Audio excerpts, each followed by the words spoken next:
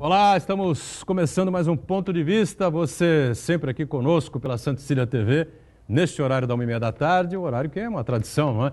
O debate político, da discussão dos temas, dos assuntos importantes aqui para o dia a dia da cidade, da região metropolitana.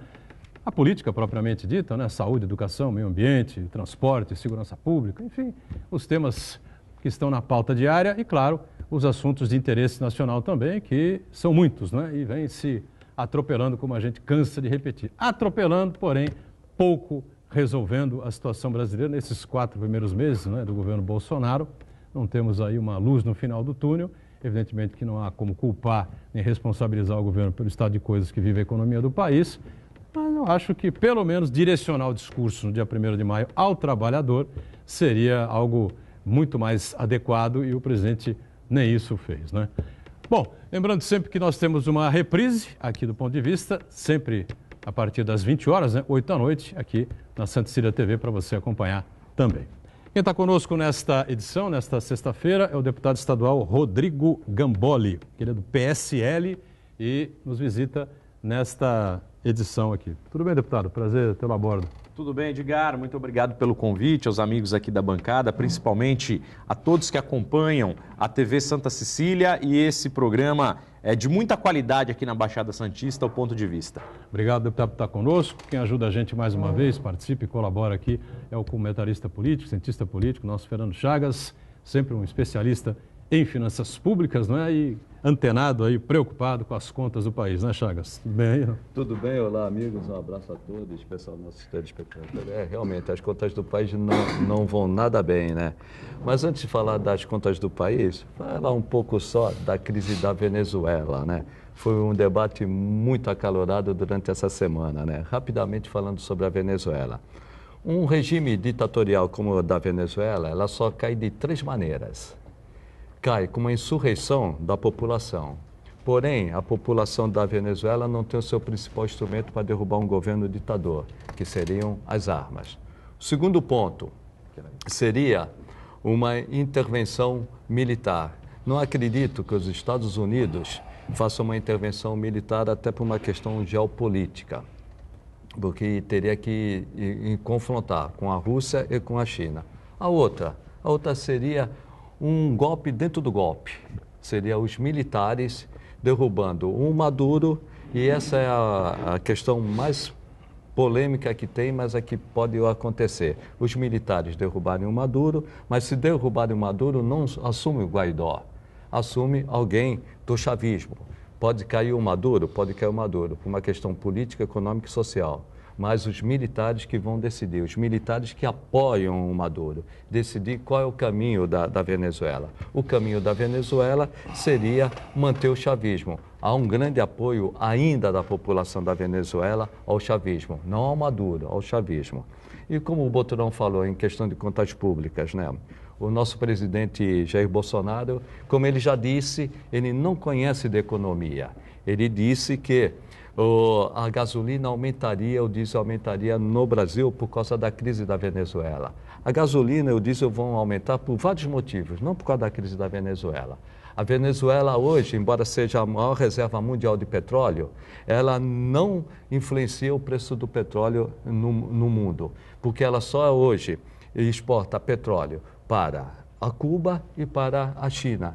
Então, não tem nenhum impacto no preço da gasolina e do diesel. O preço da gasolina e do diesel vão subir, vão afetar as contas públicas, porque nessa política a Petrobras vai ser subsidiada pelo Tesouro Nacional.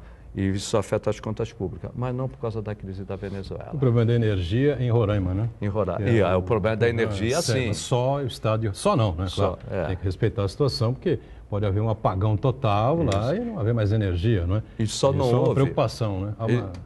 E só não houve por causa da termoelétrica, que está sendo acionada, e quando a termoelétrica é acionada, é o diesel que funciona e não a hidrelétrica. Marco Santana na ponta, conferindo sempre aí a sua participação, né? As transmissões que fazemos aqui pelas redes sociais e diariamente acompanhando a sua participação, que é importante com a gente. Tudo bem, Santana? Tudo bem, boa tarde a todos. Vou pegar uma carona aqui, o Chagas levantou a bola para falar sobre a Venezuela. Eu só queria fazer uma observação de que essa questão da Venezuela, o que menos que existe ali é ideológico. Quem acha que ali é uma disputa entre direita, esquerda, socialismo, comunismo, não é. No meu entendimento, ali é uma questão estritamente econômica. A Venezuela tem esse foco, levanta essa atenção do mundo todo por conta do petróleo, das reservas de petróleo. Para quem não sabe, a Venezuela tem a maior reserva de petróleo do mundo, até do que os países do Oriente Médio, maior do que a Arábia Saudita, maior do que o Catar, maior que outros países. É uma reserva que está lá, que está inexplorada. E o maior mercado consumidor do petróleo produzido na Venezuela são os Estados Unidos. Então aí é uma questão que tem um interesse econômico por trás disso. Os Estados Unidos não se preocupa com a República Dominicana, com El Salvador, com outros países mais miseráveis ainda, que os moradores enfrentam um colapso social muito grande. E por outro lado, as pessoas que apoiam o regime do Maduro hoje, não tem nada de socialistas ali. Ali é uma casta formada por oficiais do exército, generais. São mais de 2 mil, olha só, são mais de 2 mil generais na Venezuela. No Brasil não chega a 200. Então, não chega a 200. Também existem ali a tal da Guarda Nacional, que assim, na verdade, na prática, mais se parece com a milícia do Rio de Janeiro, que está ali muito ligada ali ao crime organizado, ao narcotráfico, qualquer outra coisa. E também temos ali o que eles chamam de coletivos. São líderes, que seriam líderes comunitários, mas na prática são verdadeiros gangsters. São patrulhas armadas que controlam ali aqueles grupos, aquelas cidades da Venezuela e, na prática, estão pouco se lixando com a população da Venezuela. Então, na verdade, o povo venezuelano está ali entre a cruz e a caldeirinha, né? Eu quero cumprimentar você que nos acompanha ao vivo, convidar você a participar do programa, mandando sua pergunta, crítica, sugestão, pelo Facebook. Ponto de Vista com Edgar Butrão ou por e-mail contato@pontodevista.tv.br. O programa pode ser acompanhado ao vivo pela internet santaportal.com.br/tv. As edições anteriores do Ponto de Vista ficam disponíveis na internet também, no nosso canal no YouTube e na nossa página no Facebook. E você que nos acompanha na reprise às 20 horas, uma boa noite. Muito bem. Estou questionando já aqui o deputado Rodrigo Gambale. É que não falo gambá, por causa do... mas é gambá. Gambale, tá certo? Pode vir aí uma lembrança bastante desagradável, tá certo? Do Corinthians. É corintiano? Não, São Paulino. Aqui, esse nome não é pronunciável aqui nessa bancada. É algo assim, tipo... Bom, seguimos em frente. É o seguinte, nós estamos com uma série de problemas aqui na região metropolitana, né? Desde que assumiu o governo João Dória, contratos assinados anteriormente, convênios assinados anteriormente pelo ex-governador Márcio França, né? Convênios tiveram seus trâmites, né? Passando para a Procuradoria, todas essas situações, enfim, não estão sendo cumpridos. Alguns deles foram cancelados, né? E a gente vê aí um problema muito sério na área da saúde, na área das obras públicas, né? Infraestrutura, educação, enfim. Não sei se o deputado já teve contato aqui com o prefeito, com ou de Santos, ou de São Vicente, ou de Guarujá, enfim. É uma situação muito complexa, tem relação com os deputados aqui das cidades da região. Não sei qual é a sua relação com o João Dória nesse momento, né? Nem a posição do PSL na Assembleia. Então, eu gostaria que o senhor ficasse à vontade para se posicionar aí direitinho em relação ao governo do Estado, porque as coisas andam meio tortas por aqui, viu, deputado? Bom, Boturão, nós estamos fazendo um trabalho, tivemos uma votação muito expressiva aqui na região da Baixada Santista, em torno aí de 5 mil votos. Fizemos um trabalho muito grande. Eu sempre que posso estou aqui em Santos. A gente tem um apartamento aqui na Baixada, em Santos. E é uma cidade que eu gosto muito, uma cidade que hoje tem uma boa estrutura, mas é claro, sempre tem o que se investir. Estive fazendo uma visita agora de manhã em Cubatão, em algumas entidades sociais, e também fiz uma visita na Santa Casa, almocei lá na Santa Casa com o provedor, o doutor João, o provedor Ariovaldo, que esteve aqui esses dias atrás, e fizemos uma visita para conhecer a estrutura da Santa Casa. Enfim, eu entendo que todo governo no início, ele tem o hábito de criar uma auditoria interna para fazer o levantamento de convênios, de projetos, de investimentos que o governo anterior fez. E ver o que está de acordo e não dentro da capacidade de pagamento do governo, das finanças do governo do Estado. Eu tive um contato ontem, inclusive, com o governador João Dória, nós almoçamos no Palácio, a bancada do PSL esteve lá, ele nos recebeu para falar de detalhes da situação do Estado, uma visita institucional, saber um pouco das demandas de cada deputado dentro das suas regiões e explicar como vai ser o funcionamento de forma bem direta do Estado. Claro que as coisas estão começando a se acertar. Eu costumo dizer na bancada, um governo não dá para saber a que veio antes de 2 anos. Porque até 2 anos você precisa ter o entendimento do que aquele governo vai, aqui veio, para onde caminhar. Então, a gente está dando esse tempo inicial, né? Estamos votando, como sempre, no que é pertinente e positivo ao Estado, segurando ou votando negativamente contrário àquilo que não consideramos pertinente, as pautas que são de acordo ao bem-estar da população, e continuamos numa postura independente dentro da Assembleia Legislativa, que, tirando o Congresso Nacional, é a maior Assembleia, a maior Câmara do Brasil. Diga, Chagas. Mas, deputado, na urgência que nós estamos no Brasil, 2 anos não seria um prazo muito elevado para um governo se firmar e mostrar resultados? O Brasil hoje, na situação que está, ele não tem tempo para esperar atitudes que principalmente provoquem investimento, em especial infraestrutura, para que ele volte a crescer. Não é um tempo demasiadamente longo. Fernando, você me interpretou mal. Eu não defendo o governo, nem sou o contrário. Eu tenho uma posição independente. Eu digo que antes de 2 anos, você não consegue ver tanto um lado negativo do governo, quanto, de fato, algo positivo. Eu entendo que, assim, hoje a política, infelizmente, ela é base ou oposição. Quem está na oposição quer votar tudo no governo para se manter e conseguir as suas demandas atendidas, e quem é oposição vai tudo do lado contra para chegar no governo. Então, infelizmente, a política é feita no Brasil fora do contexto.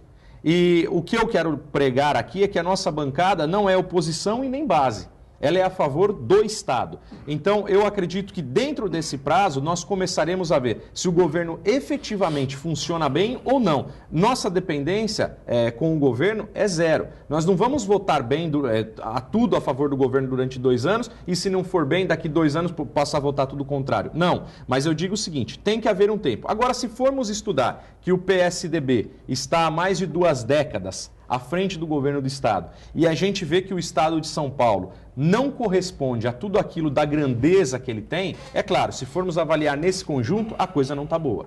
O PSDB é governo há 25 anos, pero não mútil hoje, né? Hoje o PSDB descoloriu, coitado do PSDB, né? Levou uma trancada aí, uma confusão danada, o partido rachou. Você acompanhou muito bem isso, né? Eles tinham 23 ou 24 deputados. Quantos tucanos apoiaram o Márcio França, né? Contrários à atuação de João Dória ter largado a prefeitura da maneira como largou, jamais faria um governo que seria um governo referência, né? Na prefeitura de São Paulo para todo o Brasil, enfim, né? E seria um padrão até para apresentar como um plano para a presidência da República, essa coisa toda, né? Mas tem 1 ano e pouco, ele, aqui não dá para mim, não. São Paulo é ingovernável, deixar o Bruno tocar o piano, carregar esse piano nas costas, enfim. Mas, por exemplo, há situações gravíssimas, né? Você tinha, por exemplo, ruas, avenidas aqui na cidade de São Vicente, que é uma cidade que tem uma dificuldade financeira gigantesca. Você sabe do Márcio França, né? O Márcio França foi prefeito, você sabe bem disso, né? Hoje o Pedro Gouveia também, que luta lá, bate escanteio, vai na área cabecear, enfim, porque o orçamento é muito pequeno, né, em relação às necessidades da população e tal. A gente tem uma série de convênios assinados para obras de infraestrutura muito importantes, cidade esburacada por todos os lados, enfim, né? Aí contingenciou-se ou cancelou-se, o governo do Estado cancelou. Temos um problema sério aqui com o hospital dos estivadores, né? Quanto? 3 meses sem receber 1 centavo, 3 meses sem receber do governo do Estado, né? E aí, no caso, não é referente àqueles 90 milhões que o Márcio França tinha assinado com o município de Santos. Mas sim, claro, os 50 milhões que já estavam previstos no orçamento. Não se trata nem de falar, nós não vamos pagar o a mais. não pagou sequer aquilo que estava assinado no convênio. Eu concordo com você, tem que fazer uma auditoria, mas aquilo que já estava assinado, aquilo que já estava previsto, né, pelo menos repassar. Então, ontem, nessa reunião, inclusive com o governador, nós temos alguns deputados aqui da Baixada também, que residem na Baixada, e nessa reunião ele já falou que na sexta-feira fará uma parte do pagamento. Então, isso em caráter informativo, nós descobrimos ontem, ele foi nos passado isso na reunião em aberto, então eu posso te informar que ele disse que não foi feito antes devido à folha de pagamento dos funcionários que cai aí no último dia do mês, mas que na próxima sexta-feira estaria entrando esses valores para o subsídio do Hospital dos Estivadores. Diga, Santana. Deputado, nós aqui na região, nós temos como referência na Assembleia Legislativa o deputado Caio França, o tenente Coimbra e tem mais um deputado. Tenente Coimbra é do seu partido, deputado né? Kenny Mendes. Né? Kenny Mendes e o deputado Paulo Correia Júnior. Paulo Correia Júnior. E o senhor parece que está se apresentando aqui para o eleitorado da Baixada Santista, parece que o senhor está buscando um espaço, aí o senhor falou que teve 5 mil votos. Logicamente, a votação do senhor nas próximas eleições de eleitores da Baixada Santista virá do trabalho do senhor como parlamentar, como representando os interesses aqui da região. Então, eu queria saber do senhor, até para medir o grau de conhecimento dos problemas que o senhor tem aqui da região, que tipo de investimento, que tipo de ação o senhor defende aqui para a nossa região? Bom, principalmente região de litorânea, ela recebe uma demanda muito alta nas épocas de feriado e puramente aí nas épocas onde você tem os finais de semana, até mesmo pela infraestrutura das rodovias que ligam São Paulo até Santos, Guarujá, enfim.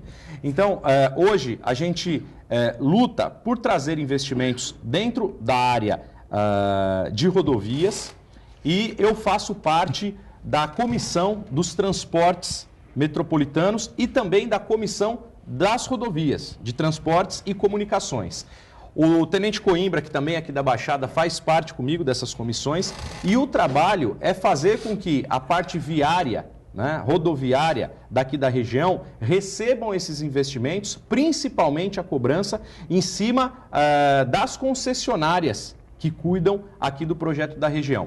A saúde é algo que é prioridade. Hoje a gente viu que a Santa Casa atende aí uma demanda de praticamente 40% de municípios fora de Santos, onde ela é de Santos, e não recebe nenhum tipo de pagamento por isso, porque ela só pode receber o que é referente à cidade de Santos. Então, a Santa Casa hoje me informou sobre problemas que eles têm e um déficit muito grande que eles têm mensalmente devido ao SUS. Estamos marcando uma audiência no governo federal, pedirei isso hoje no final da noite ao senador Olímpio, no Ministério da Saúde, para que a gente possa tratar desses assuntos ponto a ponto e que consigamos solucionar. O problema hoje, por exemplo, de um melhor investimento na Santa Casa, pelo que eu vi das reformas, de equipamentos novos que estão chegando, é algo que beneficia não somente Santos, mas toda a Baixada Santista. Santa Casa é o maior hospital do litoral paulista. Sim. E uma das maiores... 400 e não sei quantos anos já. E tem praticamente aí 6 mil funcionários. Ali é uma cidade. Então, o investimento hoje em saúde, principalmente nessa época, quando você tem os finais de semana, período de férias, tem que ser ainda mais reforçado, porque você tem uma demanda muito maior do que a sua capacidade exige nos dias normais. É claro que a gente passa a só conhecer o problema a partir do momento que os vivencia. Então, cada vez mais, eu vinha para Santos, aqui na Baixada, aos finais de semana e em períodos de férias. Agora eu venho como trabalho e estou tendo conhecimento dessas áreas e acredito muito no voto distrital, onde cada deputado tem que ter a sua representatividade na região. Mas enquanto isso não acontece, por exemplo, o interior de São Paulo ficou muito descoberto de deputados. E eu tive uma expressiva votação lá. Tento fazer o meu trânsito... Você é originário de onde? Eu sou de Ferraz de Vasconcelos, aqui Alto Tietê, Mogi das Cruzes, Suzano. Tá. Então a gente faz esse trabalho que é próximo aqui, dá 1h10 de Santos, ainda mais com o Rodoanel, para que a gente consiga atender essas demandas. Muitas vezes o deputado não serve para emenda, mas ele serve para desbloquear um convênio que a prefeitura tem com o governo do estado, aí, ou que a Santa Casa... Tem muitos para... Sim. Queria dizer o seguinte, você está discutindo, debatendo aí na Comissão dos Transportes, enfim, né? E nós vivemos um drama aqui há mais ou menos 300 anos, 400 anos, por aí, que é a travessia de balsas entre Santos e Guarujá, né? É um drama eterno, enfim, né? E há agora um problema também da Dersa, o governador não é simpático à Dersa, né, Chagas? Houve a denúncia com relação ao Paulo Preto, não é? Que mais superfaturamento de obras, questão do Rodoanel, essa coisa toda, não é? Mas como é que você vê essa situação? Tu tem conhecimento disso? As pessoas estão levando 2 horas e pouco para atravessar de Guarujá para Santos, de Santos para Guarujá, enfim. O cara para trabalhar, chegar no trabalho às 9 horas da manhã tem que acordar às 4. Não se paga barato na travessia da balsa. O valor já é um valor bem cobrado. E Santos tem esse problema, ainda mais com o fluxo e a quantidade de pessoas que utilizam desse serviço. Mas onde precisa também ser efetivado e de forma com muita atenção é, por exemplo, claro, não vou justificar um erro com o outro, mas na Ilhabela você demora 5, 6 horas para fazer uma travessia de balsa. Isso é algo inexplicável. Isso é algo que deve ser feito... Mas aí no final de semana, você fala. Exatamente. Aqui não. Aqui é para trabalhar, né? No dia a dia. Dia a dia. É o que nós precisamos fazer para dar celeridade na vida das pessoas. Com o dia a dia de hoje, o mundo de hoje, nós não temos tempo para perder numa balsa. Você perde mais tempo na balsa aqui do que o trânsito caótico de São Paulo. Então, a ideia é que agora se instale a CPI da Dersa. Então. Entraram com 12 CPIs na frente dessa, fizeram uma fila, entraram na fila do dia da posse no dia 15 de março, esperando até segunda-feira o governo para inventar um monte de CPIs para que sejam passadas antes, mas a da Dersa está na fila lá. E a gente espera que isso aconteça o mais breve possível, que consigamos apurar e principalmente nas CPIs. Entender por que a balsa funciona de maneira tão precária. Mas, deputado, nunca foi ótima, mas funcionava relativamente bem. De 2, 3 meses para cá, a coisa degringolou de tal forma. Completamente. Então, sempre dava-se um jeitinho, né? Era uma balsa mais que entrava e tal. Alguns dias acontecia um problema maior, enfim. Mas estamos estourando o bloco aqui. A gente vai para um rápido intervalo e a gente continua nessa discussão, nesse debate interessante. Já, já. Muito bem, sequência do Ponto de Vista, hoje recebendo o deputado estadual Rodrigo Gambale, do PSL, e o nosso Fernando Chagas, Marcos Santana, e o Chagas tinha feito um questionamento sobre o trabalho das balsas, que degringolou de tempos para cá, né, Chagas? E tem essa história aí da CPI, da Dersa, e aí, pelo jeito... Não, se for, deputado, se for esperar a CPI, nós não vamos resolver o problema de gestão. A CPI é uma comissão parlamentar de investigação. O que a gente percebe aqui em Santos e Guarujá é que é uma falta de gestão. Nunca foi ótima a travessia, mas era razoável, relativamente boa. De uns tempos para cá, está praticamente impossível, principalmente o cidadão do Guarujá, o trabalhador, o estudante do Guarujá, que vem muito para Santos, chegar no horário. E só para a gente não deixar passar, né? O problema não é só a travessia de balsas da ponta da praia, mas também a travessia das barcas, né? Que levam e trazem, enfim, os trabalhadores, as pessoas que vão a pé, né? E essa também tinha um funcionamento, sempre um problema de uma coisa ou outra, um problema aqui ou ali, mas também de tempos para cá a coisa degenerou completamente. Eu queria saber o seguinte, todo dia a Rádio Bandeirantes, a FM 90.9, era bomba aqui, né? Na região metropolitana, enfim, né? Uma rádio importante, claro, né? Então, você ouve o tempo todo, até para balizar informações para todos nós, que são muito importantes. A gente vê todo dia, ou pelo menos escuto todo dia lá, os empreendimentos ou os eventos, né, empresariais promovidos pela LID. Né? A LID, como o Márcio França colocou várias e várias vezes nos debates, enfim, né, é uma empresa que pertence ao governador do estado de São Paulo, João Dória. Né? E continua aí promovendo grandes eventos, grandes encontros, eu sei lá mais o quê, anuncia na Bandeirantes, na Rádio Bandeirantes, na TV Bandeirantes, enfim. Há algum questionamento ético com relação a essa situação dessa empresa? Na Assembleia nunca ninguém levantou essa situação, não tem nada a ver, é assim mesmo, o governador pode tocar os negócios dele simultaneamente, enfim, como é que isso é visto lá? Turão, eu não ouvi ainda um diálogo focado nesse assunto, né? Ou que a LID, que é a empresa que o próprio governador tanto falou sobre ela, que esteja sendo algum empecilho ou foi durante o seu mandato como prefeito de São Paulo ou atualmente como governador. A partir do momento que se detectar situações como essa, eu serei o primeiro a cobrar alguns questionamentos e respostas sobre como que um governador que não tem tempo hoje para nada, tem uma agenda cronometrada, consegue ainda gerir ou gerenciar suas empresas próprias. Isso ainda não chegou, pelo menos ao meu conhecimento. E é claro que na Assembleia, a gente, por conviver com os outros parlamentares, acaba sabendo dos assuntos do momento. E por enquanto, eu ainda não ouvi questionamentos sobre essa situação. Muito bem. O Uriel Vilas Boas participa com a gente, vamos mudar um pouco de assunto aqui. Ele perguntou ao deputado, qual a sua posição em relação ao projeto do governo que deforma a Previdência? Como ficam os servidores públicos dos municípios, estados e do governo federal? E os parlamentos e o Poder Judiciário em todos os níveis? Lembrando que o deputado é do PSL, o mesmo partido do presidente Jair Bolsonaro. É uma questão congressual, mas claro que as opiniões dos parlamentares são sempre importantes, né? Bom, eu costumo dizer o seguinte, nós temos hoje uma situação no país muito complicada em relação à economia. A aprovação da reforma trabalhista é inevitável e inadiável. Previdência, né? Da Previdência, perdão. A reforma trabalhista já aconteceu em 2017, da reforma da Previdência. Então, isso vai acabar trazendo uma economia, nos moldes de hoje, de 1 trilhão e 200 bilhões de reais em 10 anos para o país. Mas precisa se acompanhar no que será investido. Eu acredito que, com o aprovar da reforma, nós teremos um investimento muito grande exterior. Eu conversei com alguns empresários industriais que já disseram que tem até financiamentos aprovados aguardando isso para que eles possam fazer um investimento ao saber que a economia girará melhor no país. Hoje nós vivemos um problema que é o seguinte, na atual conjuntura nós vivemos as piores fases de desemprego que o país já viveu. As pessoas se preocupam porque aumentou o tempo de contribuição, eu concordo. Mas na situação que nós vivemos, nós não teremos trabalho para conseguir se aposentar.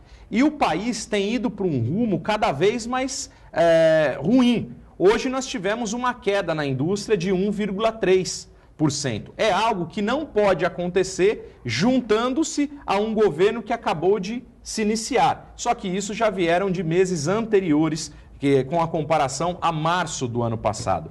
A ideia... Não falta ao governo alguma sinalização, alguma tomada de posição mais emergencial, enquanto não tem a capacidade de formar a base e a maioria para acelerar, enfim, essa reforma, que ela será um pouco desidratada, claro, tem que haver uma negociação. Sim. A sociedade precisa entender exatamente o que se passa. Ninguém sabe o que é a reforma da Previdência. Então, todo mundo sabe. Nós tivemos um advogado aqui especialista no tema, o doutor Danilo Oliveira, falou exatamente isso. Pergunta para qualquer pessoa na rua, para qualquer pessoa em qualquer lugar. Pergunta para um médico, para um engenheiro, para um arquiteto, para quem você quiser. Ninguém sabe o que quer dizer essa reforma trabalhista. Só se sabe porque a grande mídia coloca lá os especialistas em mercado financeiro e que vêm dizer que essa necessidade, que assim, que assim, que assim.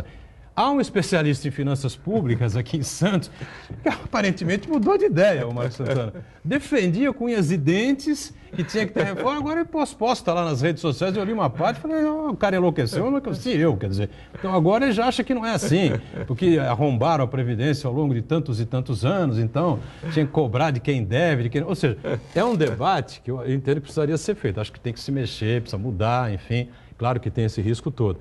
Mas você não acha que essa coisa da bala de prata, né? A Previdência é a bala de prata. Aprovou a Previdência, como disse o ministro-chefe da Casa Civil, Onyx Lorenzoni, né? Cruzaremos o portal da prosperidade. Ele disse isso quarta-feira à noite na Globo News. Boturão, a economia ela é sempre especulação. Então, muitas vezes, você quebra Ou projeção. Mas muitas vezes você quebra uma empresa, uma indústria, pela uma fofoca, né? E a especulação principalmente funciona. Quando intervém na Petrobras. Exatamente. Dá um prejuízo de 32 bilhões. Também. Mas o que acontece com a parte da reforma? Falta divulgação. Falta o chamado marketing, falta informar a população. No voo, curiosamente, eu retornei com o Guilherme Afif, que é assessor especial do Paulo Guedes. E conversei com ele, falei, Afife, a reforma está andando a passos que não se divulga para a população. Se a população entender que é bom iniciar um projeto explicativo e que convença, ele não precisa dos deputados. Porque os deputados firmam-se contra quando a sua base eleitoral é contra. E se a base eleitoral dela é convencida, o deputado vem por osmose. Então, foi o que eu conversei com ele. E ele disse que agora tem um grande projeto da parte de divulgação, um projeto que inclusive entrará nas mídias de televisão, jornais, que fará todo esse explicativo da reforma. E eu ainda o cobrei diferente, falei, mas já está demorado. Ele também falou, também entendo que está demorado, mas agora vai sair. Deputado. Porque nenhum advogado previdenciário aceita a necessidade de uma reforma da Previdência. Mas nenhum. Você tem advogados à esquerda, como a gente já trouxe aqui, o Pardal, enfim, o Danilo, que é um advogado, um cara mais ao centro, não é ligado a PT, a PSDB, a coisa nenhum, partido nenhum, enfim. Nenhum! Então você precisa colocar essa gente, os advogados, para debaterem no Congresso Nacional, para irem na grande mídia, entendeu? É uma sacanagem o que estão fazendo. Claro que na ponta do lápis, Chagas discutiu com a gente aqui, comprovamos, enfim, que lá na frente teremos problemas e tal. Mas é preciso se chegar numa reforma que seja minimamente aceitável e razoável para você não matar negro de fome na rua depois dos 60 anos, pô. Né? Deputada, você é uma pessoa que defende a reforma da Previdência, sou eu. E as discussões são pesadas. Porém, o governo federal ele cometeu um erro básico, além da comunicação. Ele não mostrou os números. E para chegar a esse... Eu parto do princípio que tem esse rombo anual de 280 bilhões. Não vou entrar no mérito se é por causa da DRUA, desvinculação da Receita, se é porque tira servidor público, se é porque tira LOAS. Independentemente disso, deputado, 65% do orçamento da União são destinados para pagar Seguridade Social. Pode dizer que isso não é déficit da Previdência ou não, mas 65% do orçamento da União, não financeiro, são consumidos pela Seguridade Social. E um país pobre e ainda jovem, né? Então, não vou discutir isso se é deficitário ou não é. Nós temos necessidade de fazer uma reforma para economizar 280 bilhões de reais por ano. Porém, quando ele manda uma reforma dessa e não mostra os números, até eu que defendo, eu fico em dúvida. O Instituto Financeiro Fiscal do Senado Federal fez um levantamento.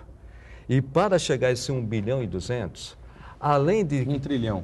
1 trilhão. 1 trilhão e 200 em 10 anos. Né? Em 10 anos. 1 trilhão e 200 precisaria, além de passar reforma sem nenhuma alteração, e nós vamos ter alteração. Sim. O BPC nós vamos ter, que é o trabalhador rural, capitalização acredito que não passe. Nós vamos ter também que recriar a CPMF. Aliás, que o Guedes defende, embora não fale, que o Afife Domingos defende, embora não fale, sendo que o Afife Domingos defende a associação comercial, e isso aí é extremamente ruim para o investidor, para o comerciante, e que o Márcio Sintra defende com unhas e dentes. O pior tributo do mundo... Márcio Sintra, aliás, que se antecipou aí agora recentemente, andou abrindo a boca e quase que ele foi canetado. O Bolsonaro ficou bravo com ele, né? Então, como nós vamos resolver esse problema? Se para resolver o problema da Previdência nós vamos ter que criar a CPMF, não teria uma outra maneira de se discutir isso? E como nós discutiríamos isso? Além da comunicação, deputado, me alonguei demais, mostra os números. Eles não mostram os números. E tem uma coisa interessante também para a gente, mais uma vez, dizer o seguinte: não estamos aqui contra ninguém, a gente tem as posturas aqui independentes em relação a Bolsonaro e a outros governos, enfim. Ontem aqui o Danilo Oliveira, que, repito, advogado, especialista em Previdência, deixou isso bem claro. O governo atual, Paulo Guedes, enfim, o Ministério, não mostra, escondeu os números, a realidade da Previdência. Mas os anteriores também fizeram a mesma coisa. Exatamente. Por que é que os ex-ministros de Temer, de Dilma e de Lula não vêm a público e abrem as contas? Eles têm as contas todas na mão, concorda? Toda a documentação eles têm na mão. Foram ministros até 1 ano, 2 anos, 3 anos, 4 anos, tá certo? Boturão, mas é muito fácil hoje você ser contrário à reforma. Porque para você aprovar a reforma, você tem toda uma logística, você tem todo um planejamento. Eu até concordo quando o Afif pensa de uma maneira, o Marco Sintra de outra, porque é assim que você vai conseguir chegar no ponto de equilíbrio. Então, o que nós precisamos fazer? Nós precisamos explicar e abrir os números como você mesmo sugeriu. Só que hoje é uma briga desleal, porque assim, enquanto o governo não se explicar e não convencer a população, não explicar o porquê é bom e por que o Brasil vai quebrar, porque o Brasil há 40 anos, 30 anos, tinha uma média aí de 6,2 filhos por casal e eles estão trabalhando esses 6,2 filhos e hoje a média é de 2,1 filhos por casal. Então daqui a pouco nós teremos muito mais gente aposentada até mesmo do que está trabalhando. Se a gente não começar a confrontar esses dados, passar essas informações, a frase contra a reforma vencerá, que é o seguinte: você não vai mais conseguir se aposentar. É muito fácil você combater a reforma. Fala, você não vai mais conseguir se aposentar. Agora, quanto ao governo, ele tem que explicar todo esse processo e esses dados. Então, é uma luta desleal. Claro que é desleal, mas é necessária. Vai doer? Vai. Mas toda mudança é assim que acontece. Nunca é fácil. E outro ponto também, que acho que acabou complicando muito a Previdência, a aprovação da Previdência, eles puseram uma série de jabutis. Uma delas totalmente desnecessária, a questão da PEC da Bengala, diminuir de 75 para 70. Isso só arrumou um conflito desnecessário, porque mesmo que diminuísse de 75 para 70... Isso não era para levar o Moro para o Supremo, rapidamente? Só que não ia levar, porque é um ato jurídico perfeito. O Celso de Mello, ele vai se aposentar, o Marco Aurélio de Mello vai se aposentar, mas os outros dois, que também diminuiria de 70 para 75, não precisariam se aposentar, porque eles teriam o seu direito garantido. Então, essa situação, tentar pôr jabuti para resolver problemas políticos num tema extremamente grave, que é a Previdência, é difícil convencer. Vamos tratar só da Previdência, vamos esclarecer a Previdência. É um tema internacional, né? E é um problema que... Não é um problema nacional, do governo na França, Lula, do governo Dilma, do Alemanha, governo, todo mundo Bolsonaro. teve problema. Não é um problema específico, é um problema dificílimo de ser resolvido qualquer país. por qualquer um desses... Agora, os ministros anteriores, por que o Meirelles não se apresenta? O Meirelles está aí como secretário de Estado do João Dória. Por que não se apresenta e explica o que era no governo Temer, o que foi no governo do presidente Lula, não é? Por que os ex-ministros da Fazenda... Bom, um deles não tem credibilidade nenhuma, que é o Palocci, né? Não adianta o Palocci falar que ninguém vai acreditar numa vírgula que ele está dizendo. Mas mostrem os números oficiais, né? Dos governos anteriores. Pois não, Santana? Duas participações. Primeiro, Jonathan Passos, ele pede para mandar um abraço para o pessoal da faculdade da FATEC, curso de gestão portuária. E os um abraço aí para o pessoal da FATEC, de gestão portuária. Obrigado aí por e os ferroviários do Porto de Santos. Os ferroviários também. No dia 30 comemoraram o dia deles. Hoje é o dia deles? Dia 30. Foi no dia 30, tá bom. Ferroviária Portuária. Um abraço a todos. Precisavam ter um investimento muito maior, né? Na área ferroviária, enfim. Né? Tanto é que a gente viu a crise que foi instalada no país caminhoneiros, né? Dos caminhoneiros. A quantidade do investimento. Um ano, né? A quantidade de investimento e a ameaça é contínua. Só que nós não investimos nos transportes ferroviários, que são muito mais baratos, muito mais rápidos e eficientes. O Brasil, ele precisa entender o transporte como um todo e não focar apenas em um transporte que, é claro, emprega muito, mas que dá um prejuízo muito maior até para as rodovias, né? Então, é isso que a gente precisa estudar. O Jonathan Passos, ele termina assim a mensagem dele: sou fã assíduo do programa mais sensato do litoral. Olha aí que beleza. Olha, eu já falo de vez em quando, né? Pode mandar suas críticas aí, as suas sugestões, enfim, e de vez em quando elogio, não faz mal a ninguém. Obrigado, viu, Jonathan? Um grande abraço para você e para todos que estão acompanhando a gente. Mais um intervalo, já, a sequência... Tem mais um, hein? Me permite. O Marco César Brito, ele diz o seguinte: se a reforma da Previdência fosse boa, os militares e o pessoal do Supremo não iriam querer ficar de fora. Os militares vão ter uma gordura aí, um ganho a mais, né? Que o presidente Bolsonaro disse que se não fizesse assim, que ia ser pior e tal, não sei o quê. O problema é o seguinte: ninguém entende nada, né, do que é dito, do que é colocado, e o esclarecimento é feito pelo mercado financeiro. Então fica difícil de você engolir, né? Um break e voltamos já. Muito bem, sequência do ponto de vista, eu queria perguntar aqui ao deputado estadual do PSL, o Rodrigo Gambale, como é que andam as coisas lá pela Assembleia Legislativa. Ele já disse que o PSL não é governo, nem é oposição, então é um partido que está independente na Assembleia. Mas tem uma brigalhada danada, uma confusão acontecendo, os deputados estão colocando seguranças armados, os deputados do PSL contra ameaças petistas, enfim, né? O que está acontecendo? A Assembleia em pé de guerra, é isso, deputado? Na verdade é o seguinte, sempre foi acalorado, mas é que o pessoal do PSL, na grande maioria, são os mais midiáticos, né? Tem uma rede social com uma quantidade de seguidores muito maiores. Então isso acaba vindo à tona de forma muito mais fácil. E quase metade da nossa bancada ali, elas são da área militar. Então a maioria, até da sua assessoria, são de militares, de coronéis, de capitães, sargentos, enfim. Eu acredito que dentro dessa normalidade eles acabam andando armado na parte interna da Assembleia. O que nós precisamos lutar por lá? A maior Assembleia estadual do Brasil não tem um controle de entrada e saída. Não tem um detector de metal, não tem um cadastramento.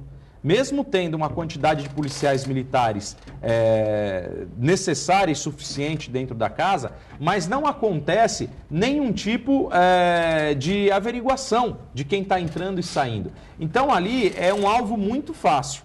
Os próprios deputados, esses que têm seguranças, acabam se sentindo muitas vezes até com risco de vida. E o que aconteceu nessa semana com a deputada Janaína, ela fez um pronunciamento contra um grupo de pessoas que estavam na Assembleia, e essas pessoas foram até o gabinete dela, queriam esfregar um papel lá no rosto dela, né? E ficaram fazendo ameaças. Queriam esfregar um papel no rosto? No rosto dela. Era uma documentação. Pôr na cara para esfregar. Nós vamos esfregar esse papel na sua cara lá no gabinete. E foram até lá e ela acabou ficando coagida dentro do gabinete, trancada. Até que a força policial chegou para assessorar. Então essas foram as brigas, as discussões que aconteceram acaloradas nessa semana. E é claro que a bancada do PSL, em defesa da deputada Janaína Pascoal e dos demais parlamentares da bancada, acabaram fazendo discursos acalorados para defender a Janaína Pascoal. Deputado, desde a época do ex-presidente Lula, o Brasil começou a ser dividido. Nós contra eles, norte e sul, norte contra sul, leste contra oeste, brancos, ricos e pobres, brancos e negros, homens e homossexuais, e isso vem se acentuando e passando para a política. Eu não vejo maneira de um país crescer se não tiver minimamente um diálogo político. E nós não estamos tendo diálogo político, nós estamos tendo brigas, confronto, batalhas, e muito acirrado pelas redes sociais. Não está na hora do povo brasileiro e dos políticos brasileiros sentarem e buscar um consenso e deixar um pouco essa radicalização?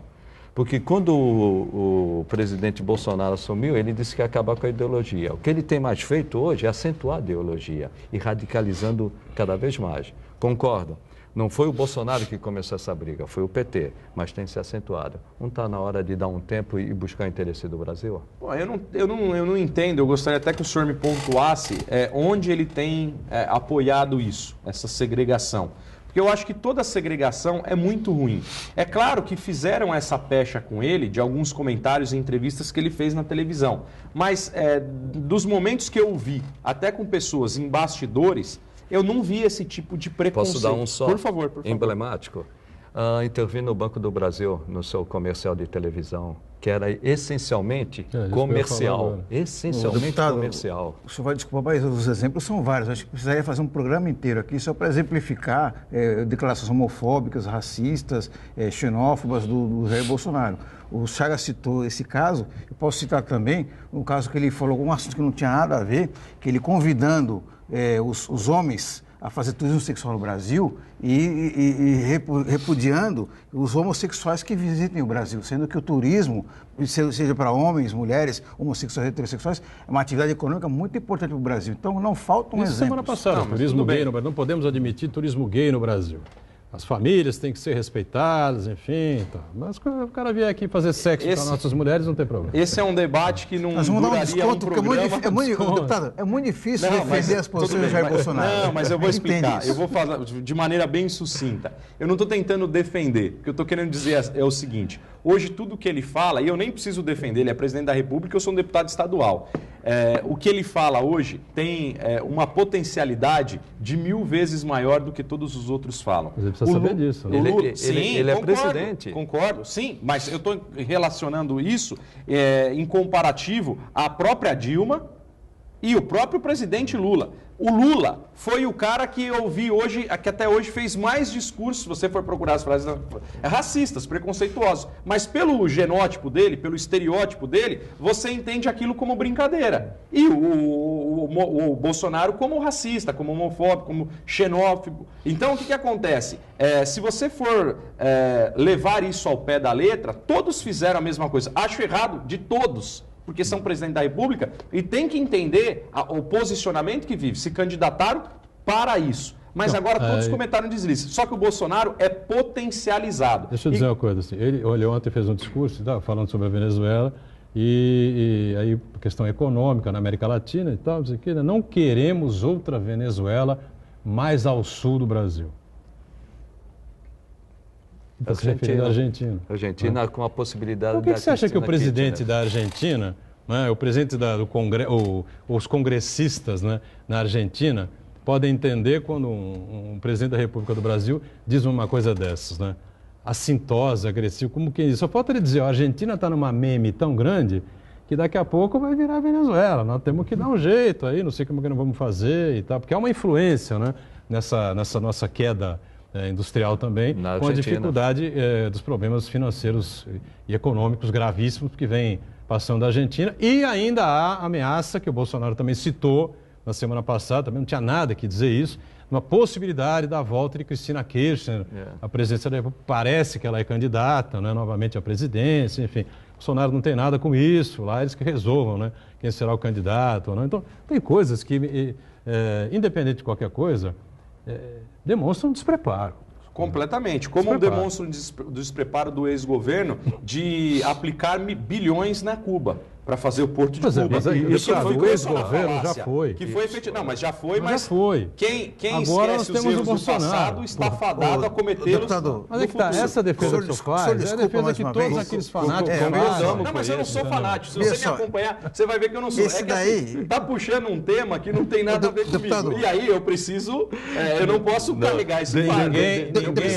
Ninguém aqui defendeu o Porto de Mariel, até porque nós sofremos com baixíssimos investimentos, quase nenhum investimento. Mas eu prefiro ter feito a entrada de falácia do que mas, deputado, o que eu gostaria de pontificar é o seguinte, pontuar o seguinte, argumentar, e o Lula não é argumento para defender. O que nós precisamos, todos nós, quem votou no Jair Bolsonaro, quem não votou, todos os brasileiros, precisamos que o governo dê certo. E não, ele continua no Twitter fazendo campanha, deixando o Twitter na mão do filho dele para fazer bobagem, para dizer impropérios, para ficar ouvindo a lado da Índia, o Olavo de Carvalho, lá dos Estados Unidos. Você conhece o Olavo de Carvalho? Esse tipo de coisa. O Brasil precisa de soluções econômicas, precisa gerar emprego, gerar renda, desenvolvimento econômico. Então não adianta falar, e o Lula? Não vai resolver o problema do Brasil. Marcos, eu quero deixar bem claro, eu não puxei esse assunto, eu só estou respondendo da mesma maneira como o Edgar me fez a pergunta. Então, ele fez um questionamento da Argentina que não tem nada a ver com o Brasil e eu estou explicando na mesma moeda. Eu estou sendo pertinente ao assunto. Deputado, qualquer cientista, quando fala que o BNDES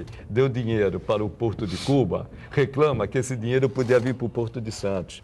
Nós, aqui no programa, sempre falamos, a Dilma não tinha condições. Inclusive, a pedalada foi um motivo para derrubar a Dilma, porque economicamente ela ia destruir o país.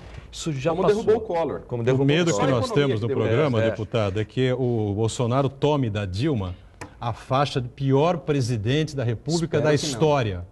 Que, por enquanto, por 4 meses de governo ainda, entrando no 5º, né, nós ainda mantemos a faixa e a coroa de pior presidente da história do mundo com Dilma Rousseff. Mas Bolsonaro que se cubra, hein? Porque as coisas não estão boas pro lado dele, não. Até porque nós somos brasileiros, moramos aqui, né, Edgar? Então nós precisamos fazer com que esse Brasil ande. Só prejudica nós. Essa guerra, só para concluir o que eu ia falar no tema anterior, essa guerra que tem acontecido, nós contra eles, devido à potencialização das redes sociais. Hoje a rede social deu voz a todos. Então, qualquer post de uma pessoa desconhecida, hoje se torna mundialmente famoso se ele viraliza. Então, assim, as informações de fake news, notícias falsas, assuntos que não são pesquisados, até o jornalismo se atrapalhou muito com isso, que para dar o furo da reportagem devido à velocidade o que acaba acontecendo é isso, muita fake news. Né? Exatamente, é muita fake news. E aí, se deu errado, apaga. Se não, mantém a situação. E eu sou jornalista também. Que bom, hein? O senador Major Olímpio deixou a presidência do partido no Estado, né? Por quê, hein? Eu tenho acompanhado a agenda do Olímpio, eu fui um dos que fez muita força para ele não sair como presidente, porque o Olímpio é um cara muito moderado. E ele é uma pessoa muito justa. Então ele defende a igualdade entre a proporção dos deputados que temos no partido.